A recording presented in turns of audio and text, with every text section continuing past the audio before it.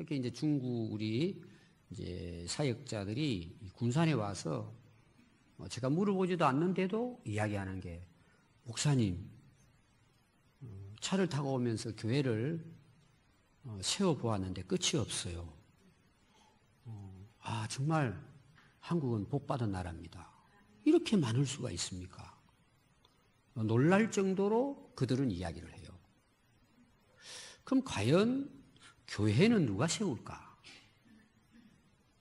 교회는 성부 하나님이 세우십니다. 그리고 그 하나님을 진정으로 고백하는 하나님의 백성들이 모여있는 곳이 교회입니다. 또 교회의 교회의 기초, 교회는 누구를 통해서 세워질까? 주 예수 그리스도를 통해서 세워집니다. 예수님의 이름 위에 교회는 세워집니다. 그리고 그 예수님을 정말 마음으로, 진정으로 믿고 영접하는 그 성도들의 모임이 교회입니다. 그럼 그 세워진 교회를 누가 인도하시고 누가 부흥케 하실까? 성령 하나님의 역사입니다. 그래서 성령 충만함을 받은 그 성령에 의해서 움직이는 성도들을 통해서 하나님의 복음이 땅끝까지 증거되고, 그 증거되는 곳에 교회가 세워집니다. 그러니까 우리가 교회는 누가 세우느냐 하면 딱 한마디로 요약하면 누구예요? 하나님이 세우신다는 거예요. 인간이 세우는 것 같지만 진정한 교회는 하나님이 세우십니다. 그래서 그 하나님이 세우시고 예수 그리스도 터 위에, 이름 위에 세워지고 성령의 인도함을 따라 운행하는 교회는 부흥됩니다. 우리가 노력해서 부흥되는 것이 아니라 성령님께서 그렇게 역사하십니다.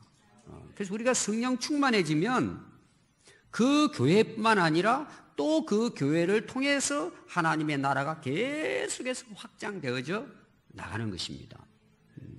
그래서 하나님께서 한마디로 말하면 하나님의 필요에 의해서 세워진다는 거죠.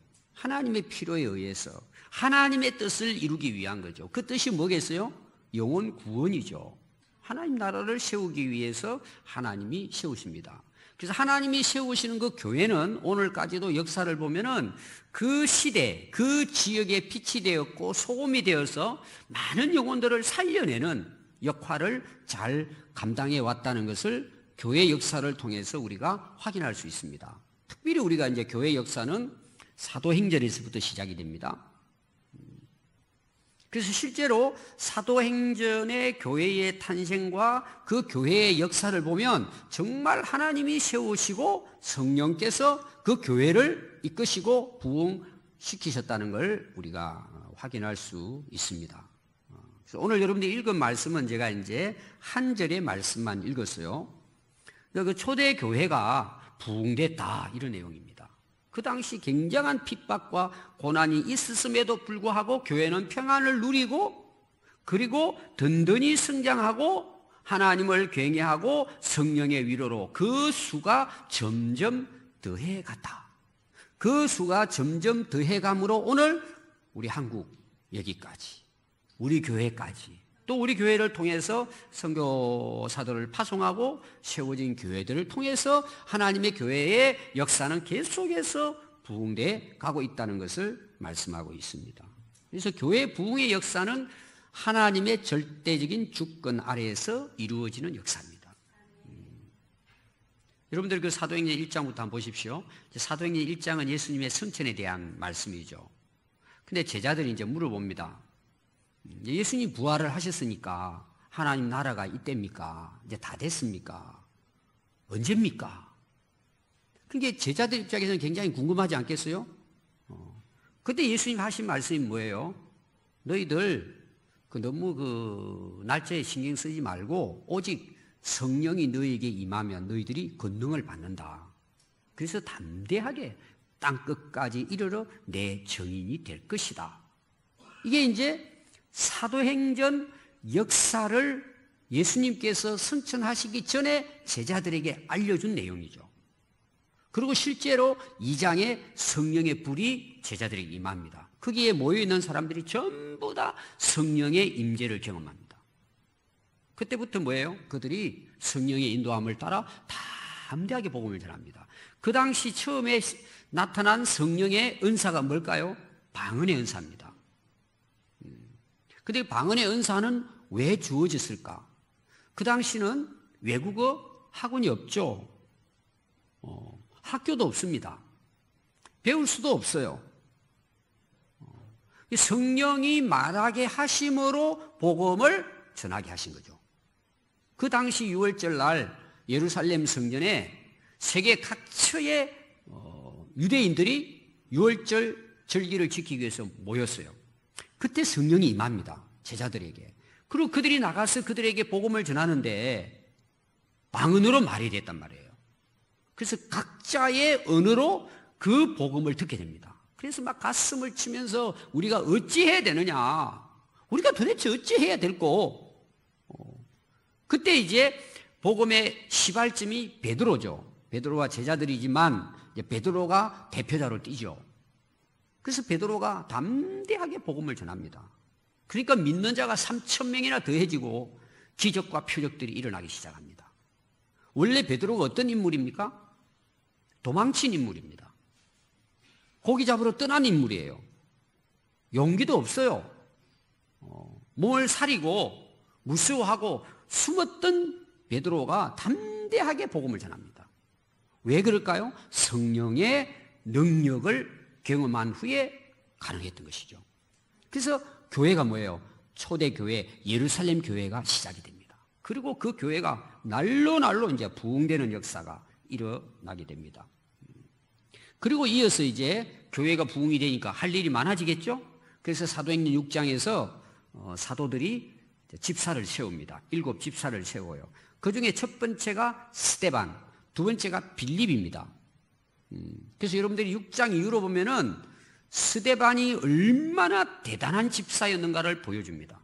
제가 우리 제자대학 할 때에 집사님들 꼭 스데반을 읽어보라고 제가 이야기해요. 스데반이 어떤 인물인가. 오늘 우리들의 집사하고 이 차원이 달라요. 오늘 여러분 꼭 가셔서 읽어보십시오. 스데반에 대해서 6장 이후로 나옵니다. 꼭 읽어보세요. 오늘 물론 뭐 권사님, 장로님, 목회자들도 마찬가지예요. 오늘 우리 목회자보다 훨씬 낫습니다.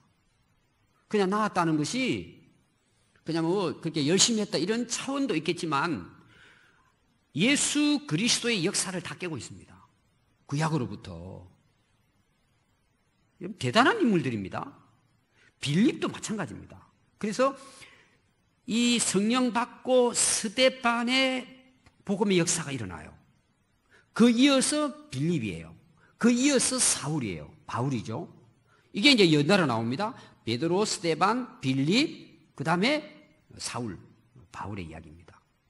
왜 제가 이 이야기 하느냐? 오늘 말씀을 이해하기 위해서는 이걸 알아야 되기 때문이에요. 그래서 담대하게 주의 복음을 전합니다. 그렇게. 그래서 오늘 읽은 말씀이 31절에 오면 그리하여라는 말이 나와요. 그걸 이제 좀 넓게 보면 1장부터 나오는 지금 9장 이 앞절 30절까지라 볼 수 있어요. 넓게 봤을 때는. 좁게 보면은 9장의 말씀이라고 볼 수 있습니다. 그 9장의 말씀에는 이제 사울이 나오죠. 사울이라고도 하고 바울이라고도 합니다. 원래 바울이라고 하고 사울이라고 하고 예수님이 이제 지어준 이름이죠. 근데 이 사울이 원래는 어때요? 여러분들이 그 9장 앞에 1절부터 내용을 보면 사울은 혈기가 등등해가지고 예수 믿는 사람들을 잡아 죽이기 위해서 다녔던 사람이에요. 공문을 받아가지고 다메섹까지 가서 예수 믿는 사람들을 잡아서 감옥에 넣어서 죽이려고 살기가 등등해가지고 예수 믿는 사람을 핍박했던 핍박자입니다. 근데 예수님이 이 바울을 찾아오죠. 그래서 하늘에 막 갑자기 빛이 임하면서 이 사울을 둘러쌉니다. 빛에 완전히 쌓인 거죠. 그때 너무 두렵고 무서워가지고 꼬꾸라집니다. 당신 도대체 누굽니까? 내가 핍박하는 예수다. 그리고 예수님 만나서 그 사울을 변화시켜 줍니다. 완전히 변화가 되죠. 그래서 너는 이방인들과 이스라엘 백성들에게 복음을 전할 나의 택한 그릇이다. 그리고 이제 이 사울이 거기서 예수님을 만나서 예수님의 부활을 인정하고 예수님이 구약에서 예언한 메시아인 것을 깨닫게 됩니다. 그때부터 즉시 그가 담대히 복음을 증거하게 됐다. 지금 제가 9장 1절부터 31장 전까지 내용을 지금 설명하고 있습니다. 이게 무슨 일이 일어나느냐? 예수 믿는 제자들도 놀라고, 아니 사울이 지금 우리를 죽이려고 달려오다가 이게 뭐 한순간에 바뀌어져 버리니까 또 다른 계략을 가지고 우리를 잡아서 감옥에 넣으려고 하는구나. 사람들이 가까이 하지 않고 떠나버리는 거예요. 다 도망갑니다. 또 하나 문제는 뭐냐? 대제사장이라든지 유대인들이 놀라는 거예요. 지금 이 사울은 대제사장에게 공문을 발급받아가지고 예수 믿는 사람들을 죽이기 위해서 나갔던 인물입니다. 근데 갑자기가 변화돼가지고 오히려 자기가 핍박했던 예수님을 그리스도인 것을 증거하고 막 나서니까 대제사장들과 유대인들이 야, 큰일 났다. 저는 빨리 잡아서 죽여야 되겠다. 지금 그 앞에는 뭐예요? 베드로, 스데반 다 순교당합니다. 저 사울 그냥 뒀더니 큰일 나겠구나. 그러니까 대제사장이나 유대인들마저도 결국은 사울을 죽이려고 음모를 꾸밉니다. 그래서 제자들이 그걸 알고는 몰래 도망을 치게 해서 피신을 합니다. 도망을 간 거죠. 그래서 거기 30절에 보면 형제들이 알고 가이사랴로 데리고 내려가서 다소로 보내니라. 도서는 자기 고향이거든요. 그리고 이어지는 말씀이 그리하여. 연결이 되는 거예요. 그리하여. 앞에 그런 내용들이 그렇게 되어서 온 유대와 갈릴리와 사마리아 교회가 평안하여 든든히 서가고 주를 경외함으로 성령의 위로로 진행하여 수가 더 많아지니라. 자, 첫 번째 글 보니까요, 교회가 평안해졌다 이런 내용입니다. 그럼 그 평안해진 이유를 이제 앞에 두고 있지만 가까이는 뭐예요? 사울의 변화 때문이라는 거예요. 사울이 지금 믿는 사람들을 잡아 죽이려고 집집마다 찾아다녔거든요. 그리고 도망간 사람들을 잡으려고 다메섹까지 그 숨어서 복음을 전하는 그 제자들을 잡아 죽이기 위해서 공문을 발급받아가지고는 다니면서 죽이려고 지금 혈안이 돼 있었단 말이에요. 근데 그 사울이 변화가 돼가지고 오히려 회당에 들어가가지고 복음을 전하게 되고, 복음을 전하게 되면서 오히려 그는 뭐예요? 자기들을, 그리스도인들을 잡아 죽이려고 그 혈기가 등등해가지고 찾아온 그 사울이 변화가 돼가지고 또 뭐예요? 복음을 전하다가 자기가 핍박을 받고 고향으로 도망쳐버렸단 말이에요. 그러니까 교회가 어떻게 되겠어요?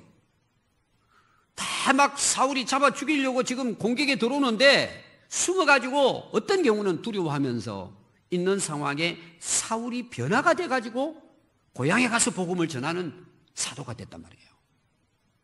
그리하여 뭐예요?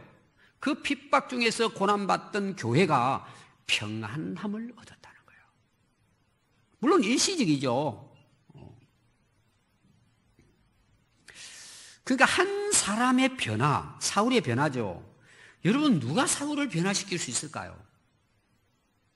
그런 정말 악질 같던 그 핍박자를 누가 변화시킬 수 있고, 그 변화를 통해서 어떻게 교회가 평안해질 수 있을까요? 여러분, 사람이 사울을 바꿀 수 있을까요? 하나님의 역사죠. 하나님의 역사입니다. 누가 그 핍박 중에 교회를 평안하게 세워갈 수 있을까요? 하나님의 역사죠. 하나님이 하셨다는 내용입니다. 그래서 교회의 평안은 사람들이 가져다 주는 게 아닙니다. 하나님이 주시는 전적인 은혜입니다. 은혜로 교회는 평안해집니다. 그러면 그 당시 사울이 떠났다고 해가지고 핍박이 중단됐을까요? 아닙니다. 계속됩니다. 계속됩니다.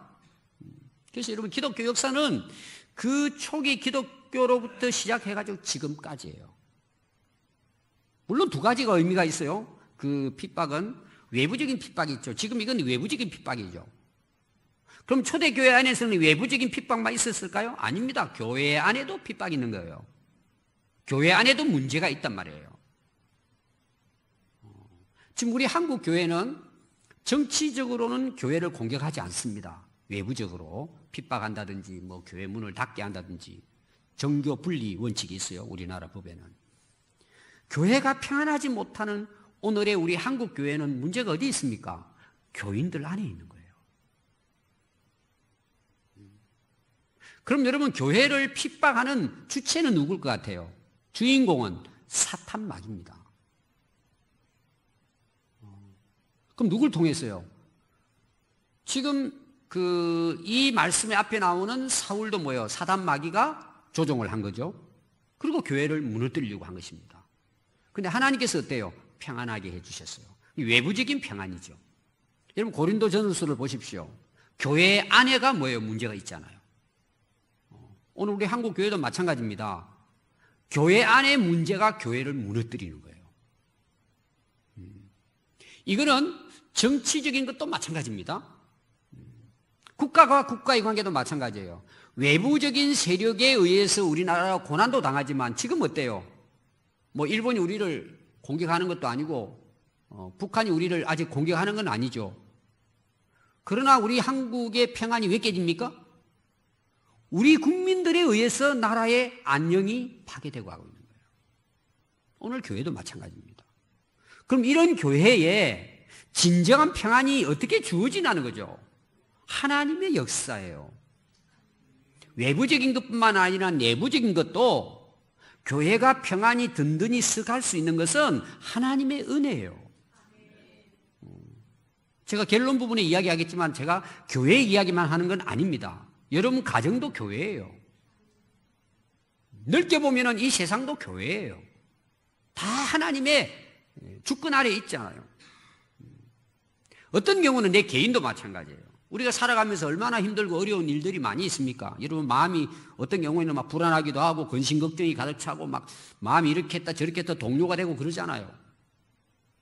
우리 마음의 진정한 평안은 어떻게 가능하냐는 거죠. 하나님의 은혜로만 가능해요. 하나님의 은혜입니다. 그래서 우리 교회가 이제 27년 지내왔습니다. 우리 교회도 초대교회나 세상교회나 똑같습니다. 사탄 마귀의 공격을 받습니다. 끊임없이 공격을 받습니다. 오늘까지 우리 교회가 평안하게 여기까지 왔습니다. 하나님의 은혜입니다. 하나님의 은혜로 오늘 여기까지 오늘 우리 교회가 오늘 이 말씀대로 참 평안해서 든든히 세워져서 오늘 우리 교회가 여기까지 오게 된 것입니다. 이 사람들이 가져다 두는 평안이 아닙니다. 그래서 예수님께서도 요한복음 14장 27절 평안을 너희에게 끼치노니 곧 나의 평안을 너희에게 주노라. 내가 너희에게 주는 것은 세상이 주는 것과 같이 아니하니라. 너희는 마음에 근심하지도 말고 두려워하지도 말라. 아멘. 어떤 일이 있어도 하나님이 우리에게 주시는 평안은 세상이 주는 것과 다릅니다. 그래서 우리가 오늘까지도 믿음으로 승리할 수 있었던 것은 뭘까요? 문제가 없어서? 아닙니다. 수많은 문제들을 다 우리가 경험하고 살아갑니다. 교회도 마찬가지입니다. 나라도 마찬가지입니다. 가정도 마찬가지입니다. 그런데 우리가 오늘까지 평안하게 여기 지낼 수 있는 것은 하나님의 은혜입니다. 우리가 그걸 감사해야죠. 두 번째 그 초대교회는 든든히 서갔다 그랬어요. 든든히. 자, 교회를 사탄 마귀가 왜 핍박하고 대적하고 방해할까요? 이유가 뭘 같아요? 무너뜨리려고 하는 거죠. 무너지게 하는 거죠. 초대교회는 수없이 많은 공격을 받죠. 교회 역사는 지금까지 계속해서 사단의 공격을 받습니다. 유혹을 받고 방해가 있습니다. 그런데 교회가 무너지지 않는 이유가 뭐예요? 든든히 서 있는 거예요. 여기 든든히 서 있다는 것은 뭘까요? 원래 든든이라는 뜻은 뭐냐? 강력하다. 또 격려하다 이런 뜻이 있어요. 하나님이 주시는 평안으로 뭐예요? 흔들리지 않고 굳건하게 설 수 있었다는 것입니다.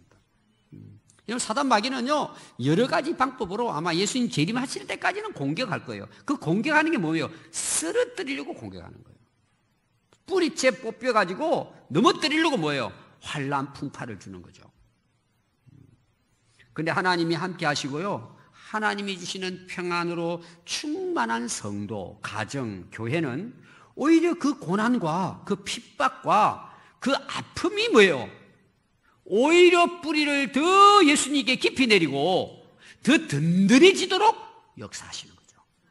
이게 교회의 승리의 역사입니다.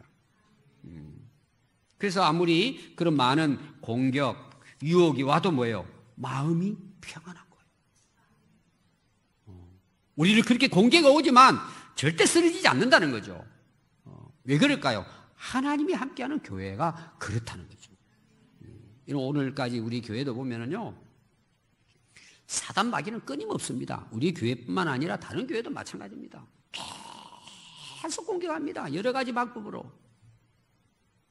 근데 우리가 27년 지내면서 하나님께 감사한 게 뭐예요? 흔들리지 않고 쓰러지지 않고 든든하게 세워주시는 은혜예요. 하나님의 은혜죠. 오늘 우리가 이 창립주의를 맞이해서 하나님께 감사할 수 있는 이유는 여기 있는 것입니다. 세 번째는요, 이 초대교회가 주를 경외함으로 굳건하게 섰다는 거죠.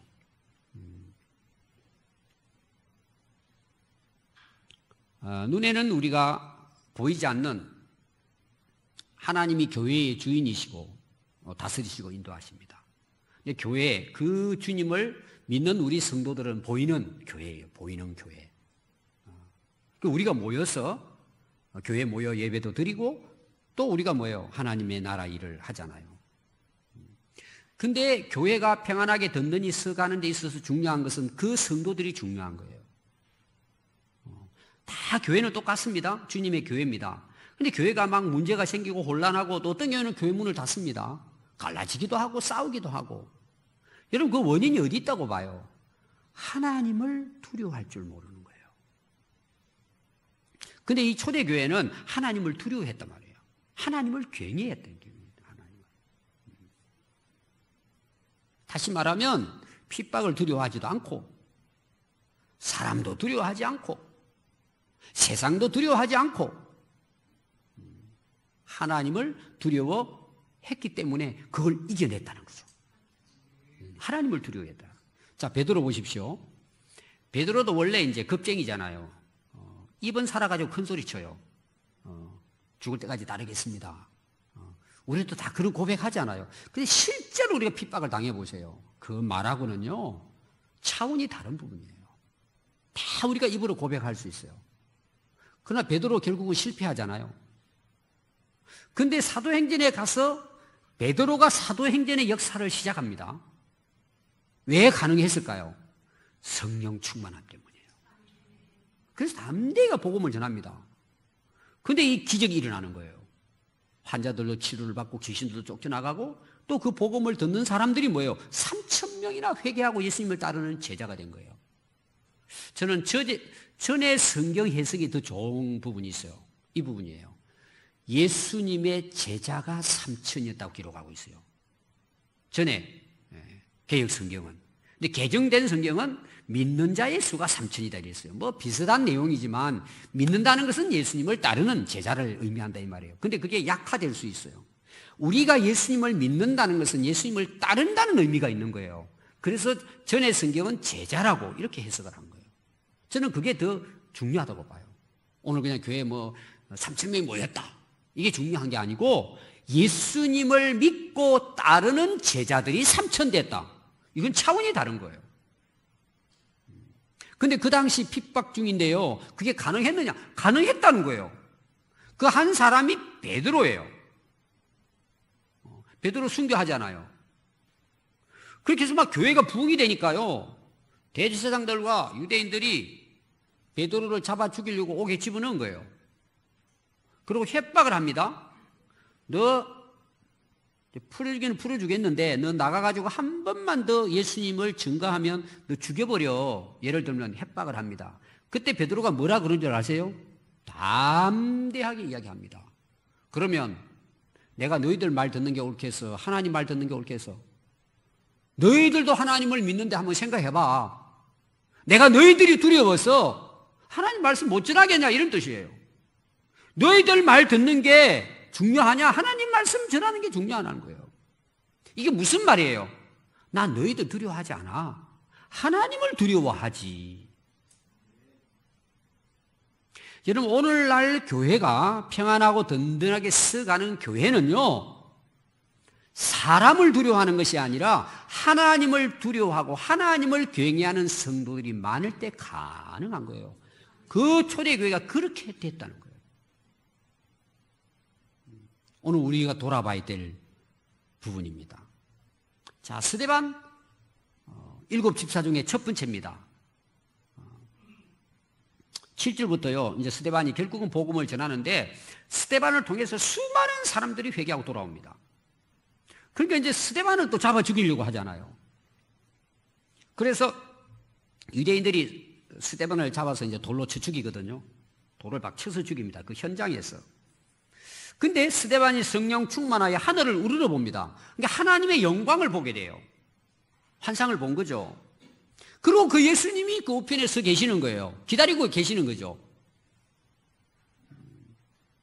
그래서 그 유대인들이 그를 큰 소리를 지르면서 일체히 달려들어서 돌로 쳐서 죽여서 그들을 버립니다. 스데반을. 근데 마지막 스데반이 죽기 전에 하나님을 향해서 손을 들고 부르짖습니다. 주 예수여, 내 영혼을 받으시옵소서. 무릎을 꿇고 크게 불러 이르되 주여 이 죄를 그들에게 돌리지 마옵소서. 이 말을 하고 자니라 그랬어요. 여러분 한번 보세요. 우리가 예수 믿는다고 돌로 치면 여러분 어떻게 할 것 같아요? 그것도 그냥 한두 사람이 돌로 치는 게 아닙니다. 근데 일반적으로 돌을 친다는 것을 이제 우리는 돌을 던진다 이렇게만 보고 있는데 거의 대부분 그 돌을 던진 게 아니고 뾰족한 돌을 들고 큰 돌을 들고 가서 찍는 거예요. 한 사람씩 사람을 돌로 쳤다는 내용은 뭐 돌로 뭐 던지고 이런 걸로 우리는 이해를 하지만 뾰족한 돌을 주워 가지고 큰 짱돌을 주워 가지고 가서 머리통을 치고 덩어리를 치고 이렇게 했다는 내용이에요. 수없이 많은 사람들이 달려들어서 돌로 쳐서 스데반을 죽였단 말이에요. 그럼 여러분 보세요. 그때 스데반은 뭐 우리하고 몸이 다르겠습니까?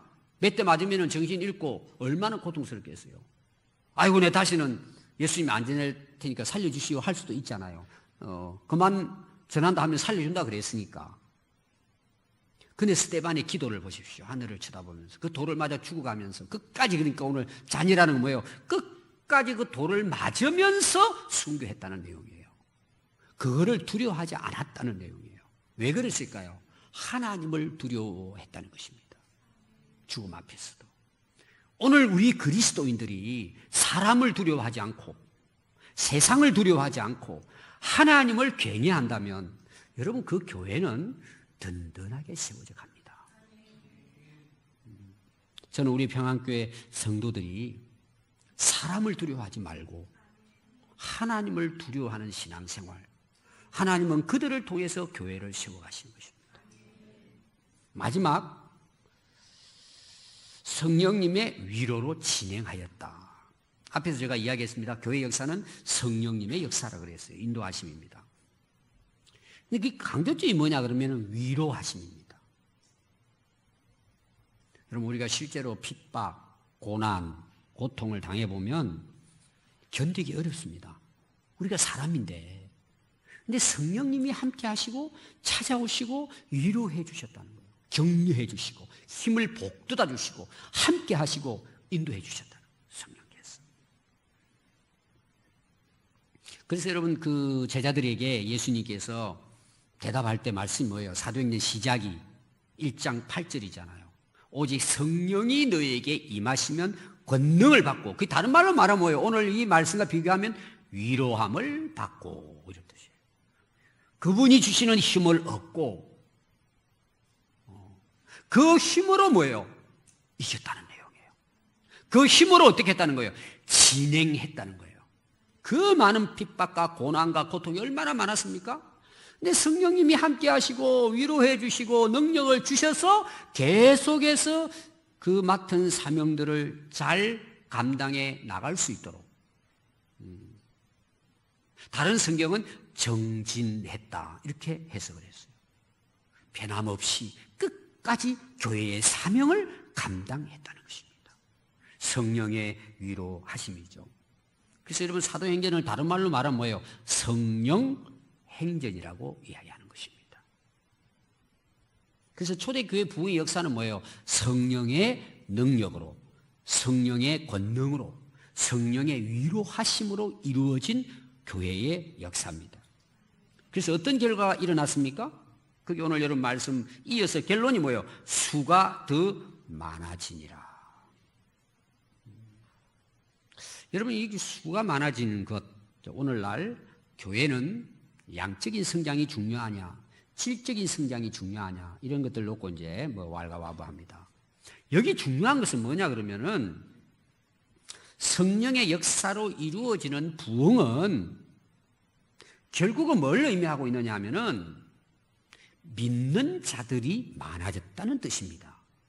그 수가 많아졌다는 거예요. 그럼 그 수가 많아져야 돼요? 적어져야 돼요? 많아져야죠. 점점 많아졌다는 내용이에요. 쉽게 말하면 교회가 잎사귀만 풍성한 그런 숫자가 아니고 열매가 풍성한 교회가 됐다는 의미예요. 한 영혼 한 영혼이 구원받아 변화돼서 그들을 통해서 또 다른 사람들에게 복음이 증거되어져서 계속해서 믿는 자들의 열매가 많아졌다는 의미를 이야기하는 거예요. 근데 우리가 말하는 외적인 숫자의 의미를 여기서 말하지 않습니다. 지난주 제가 바울이 디모데에게, 디모데가 충성된 자에게는 또 다른 사람에게 가르치게 할 수 있도록, 이게 뭐예요? 부흥의 역사예요. 부흥의 역사예요. 저희 그 개척교회가 시작될 때는 참 엉성했습니다. 그는 이제 여러분들이 개척을 해보신 분들은 알 거예요. 너무 엉성했어요. 공간도 뭐 아주 작은 공간이었어요. 여러분들 좀 여러분들 지금 정도 아파트에 아마 거실 정도 크기가. 그래서 제가 한 번씩 지나가면은 옛날 그 건물이 궁구 앞에 있거든요. 지금 보니까 우리 거실보다도 작아요. 여러분 기회 되는 분 한번 가보십시오. 옛날 처음 우리 이제 거기 한 1년 거기 지냈거든요. 지금 생각하면은 우리 안방 정도밖에 안 되죠. 그때 그거의 제게는 굉장히 커 보였어요. 처음 이제 개척했기 때문에. 그리고 숫자도 몇 명 안 됐고. 그때 제가 항상 기억이 우리 식당만 가면 생각이 나요. 이제 우리 집사님들이 이제 교회 오실 때 당번을 정해가지고 그게 당번이 특별한 게 아니고 집에서 반찬 마련해 오는 거예요. 그리고 쌀을 갖다가 불려가지고 예배당에 와가지고 예배당 뒤쪽에 이제 콘센트에다가 전기밥솥이 있어요.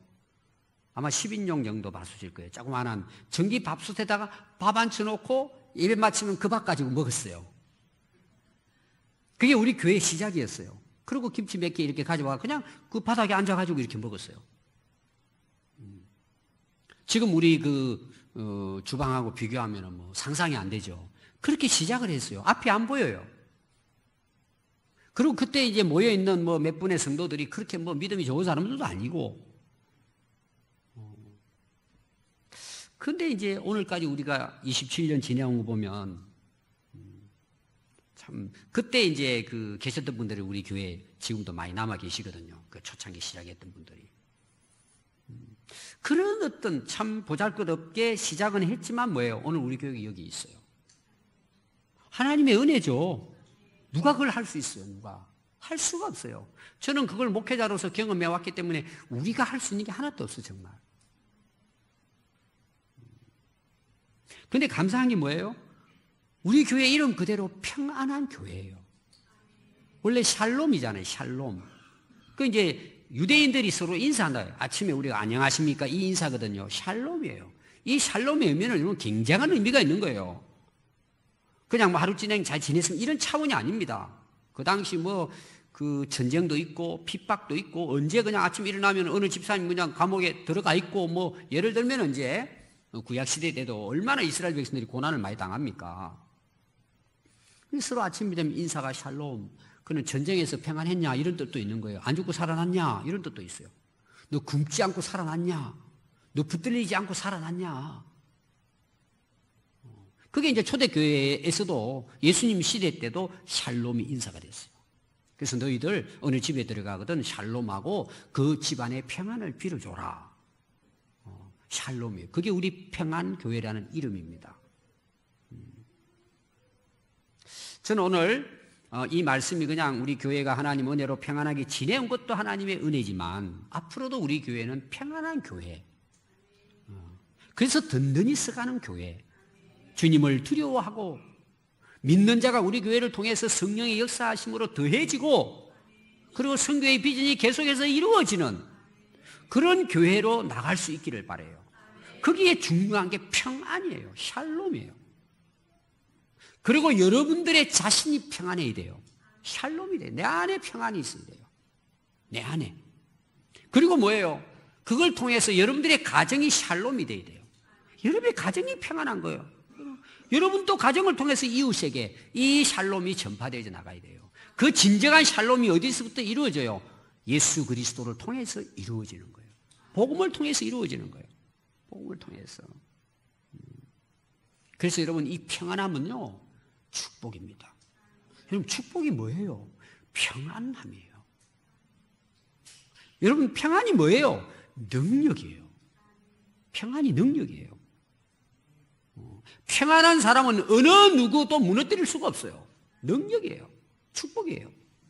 그래서 제가 이 말씀을 준비하게 된 것은 몇 달 전에 세상 사람들을 살아가는 거 보고 참 사람들이 너무 어리석은 거예요. 평안함이 축복인데 가지는 걸 자꾸 축복이라고 생각하고 가지려고 싸우고 가지고 나서 싸우고 그러다 가요.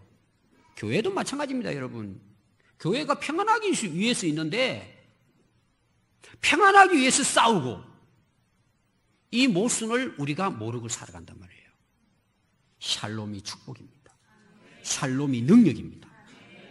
여러분 샬롬의 역사가 있기를 바라고 이제 여러분들이 다른 사람에게 이 샬롬을 정말 전해주고 여러분들의 평안을 이루어가는, 그래서 복 있는 사람은 화평한 사람인데 하나님의 아들이라고 부름받는다고 그랬어요. 우리 평안교회가 이 지역을 평안하게 만들고 이 민족을 평안하게 만드는 일에 하나님 앞에 평화의 도구로 쓰임받는 복된 교회가 될 수 있기를 바랍니다. 기도하겠습니다.